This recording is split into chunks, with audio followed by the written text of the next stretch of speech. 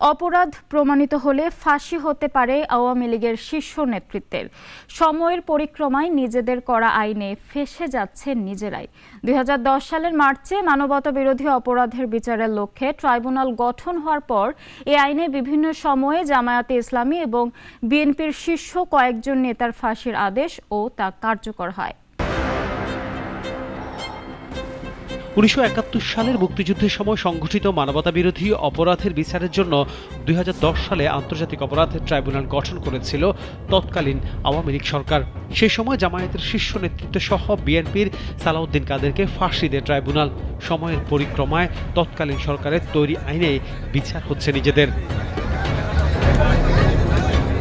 এরই মধ্যে ট্রাইব্যুনালের তদন্ত সংস্থার প্রাথমিক তদন্তের পরিপ্রেক্ষিতে আওয়ামী লীগের সভাপতি ও ক্ষমতাচ্যুত প্রধানমন্ত্রী শেখ হাসিনা, দলটির সাধারণ সম্পাদক ও সাবেক সেতুমন্ত্রী ওবায়দুল কাদের, কয়েকজন সাবেক মন্ত্রী, প্রতিমন্ত্রী, পুলিশের কয়েকজন সাবেক শীর্ষ কর্মকর্তা সহ 46 জনের বিরুদ্ধে গত 17 অক্টোবর গ্রেপ্তারি পরোয়ানা জারির মাধ্যমে বিচারের প্রাথমিক প্রক্রিয়া শুরু হয়। গণহত্যা সহ মানবতাবিরোধী অপরাধে জড়িত থাকার অভিযোগে সাবেক প্রধানমন্ত্রী শেখ হাসিনার বিরুদ্ধে আগামী 1 মাসের মধ্যে তদন্ত প্রতিবেদন দাখিল করতে নির্দেশ দিয়েছেন আন্তর্জাতিক অপরাধ ট্রাইব্যুনাল। একই ধরনের অভিযোগে ওবায়দুল কাদের সহ বিগত আওয়ামী লীগ সরকারের মন্ত্রী, সংসদ সদস্য সহ প্রভাবশালী 45 জনের ক্ষেত্রে পৃথক তদন্ত প্রতিবেদন জমা দিতে ট্রাইব্যুনালের তদন্ত সংস্থাকে নির্দেশ দিয়েছে। তদন্ত সংস্থার কাছ থেকে প্রতিবেদন পাওয়ার পর শেখ হাসিনা সহ 46 জনের বিরুদ্ধে করা পৃথক মামলার বিচার আনুষ্ঠানিকভাবে শুরু হবে। আওয়ামী লীগ সরকারের আমলে গণ অভ্যুত্থানের সময় সংঘটিত গণহত্যা ও মানবতাবিরোধী অপরাধের সবচেয়ে বড় দায় শেখ হাসিনার বলেও জানান চিফ প্রসিকিউটর।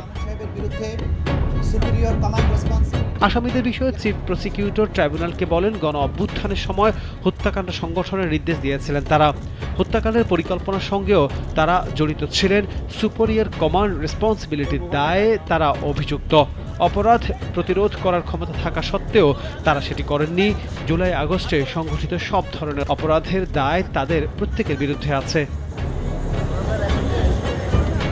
গত 1 জুলাই থেকে 5 আগস্ট পর্যন্ত ছাত্র জনতার আন্দোলনের সময় সারা দেশে গণহত্যা ও মানবতাবিরোধী অপরাধ সংগঠনের অসংখ্য অভিযোগ ট্রাইব্যুনালের চিফ প্রসিকিউটরের কার্যালয় ও তদন্ত সংস্থার কাছে জমা হয়েছে বলেও জানান আইনজীবীরা।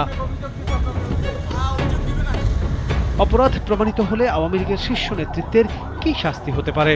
আইনজীবীরা বলছেন, 2010 সালে জামায়াতে ইসলামের শীর্ষ নেতৃত্বের ফাঁসি হয়েছিল। সেই ক্ষেত্রে অপরাধ প্রমাণ হলে সর্বোচ্চ শাস্তি হতে পারে আওয়ামী লীগ প্রধানের।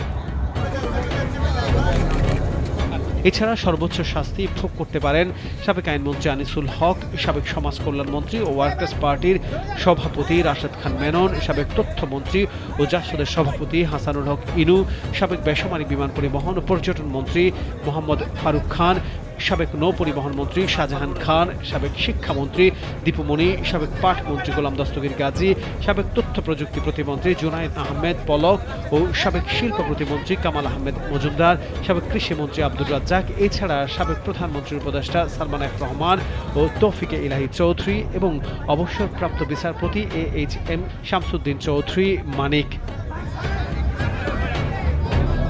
আনোয়ার হোসেন, নাগরিক, ঢাকা।